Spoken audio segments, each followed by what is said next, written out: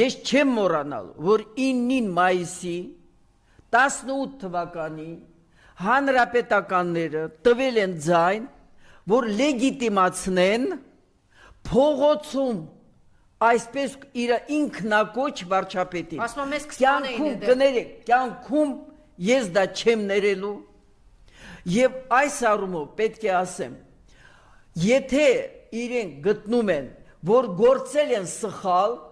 թող այսօր չշարունակեն իրենց սխալները, մասնավորապես Գյումրիի այդ դերվակների մեջ։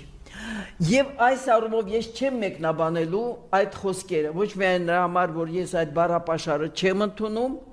կներեք ով է այդ էակը, որին այդ պիտակ է դնում։ Մենք, որին իրենց բոլոր անբարոյական կեցվածքով հաղթել են